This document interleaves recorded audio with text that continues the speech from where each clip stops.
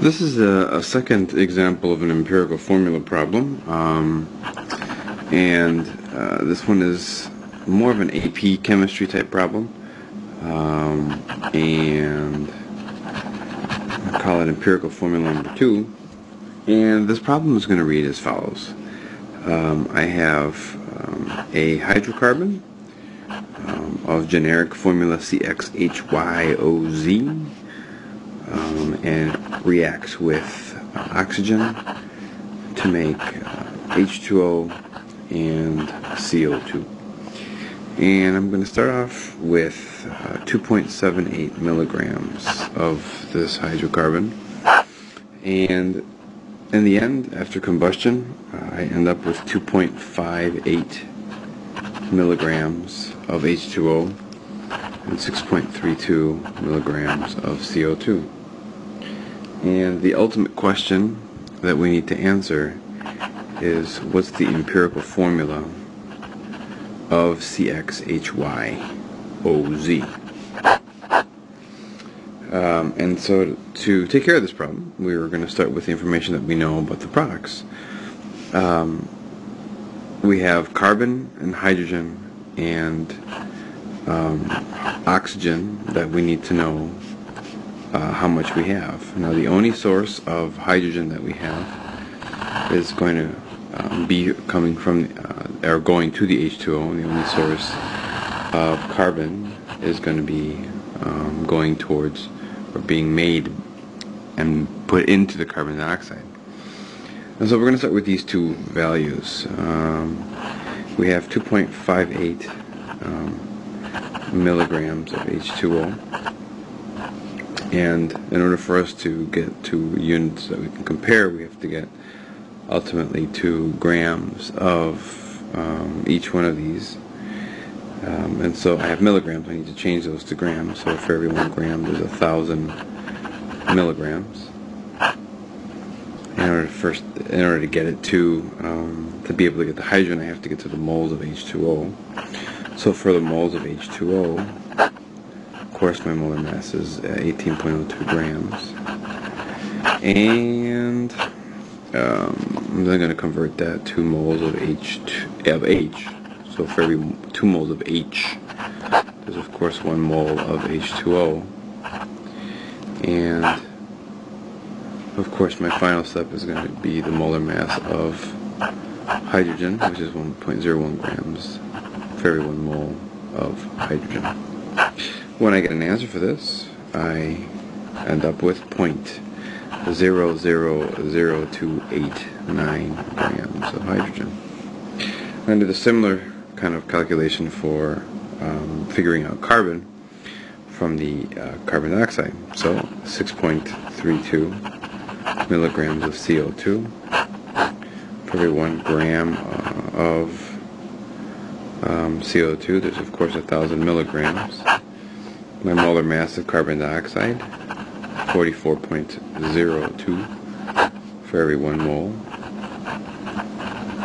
And then our mole ratio, of course, is 1 mole of carbon for every 1 mole of CO2. And then my final step is going to be the molar mass of carbon, which is 12.01 grams for every 1 mole of carbon. When I calculate this, I end up with 0.00172 grams of carbon.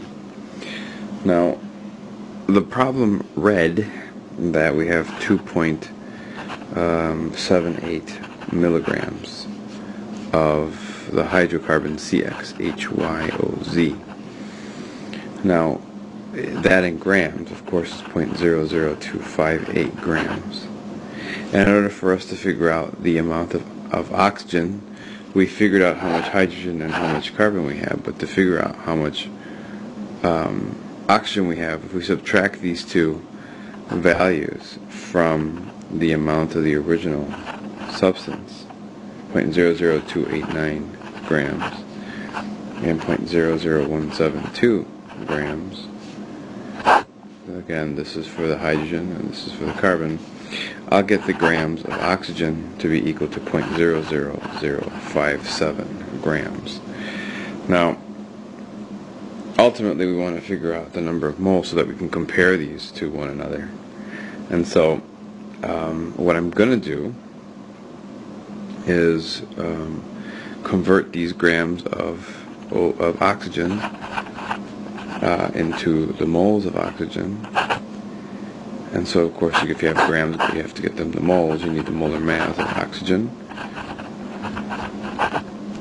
And when I do that, I end up with 0.000036 moles. Now, I need to get the moles of hydrogen, and I need to get the moles of carbon. Well, for hydrogen, you'll notice up above here that from the beginning of this calculation up to this point here, I'm going to call this A. This ultimately gives us the moles of hydrogen.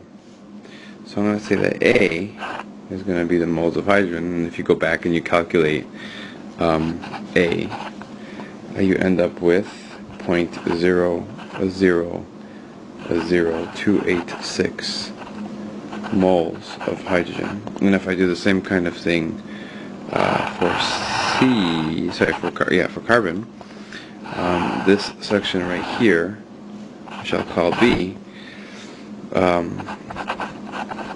done similarly, ends up with 0.00143 moles of carbon.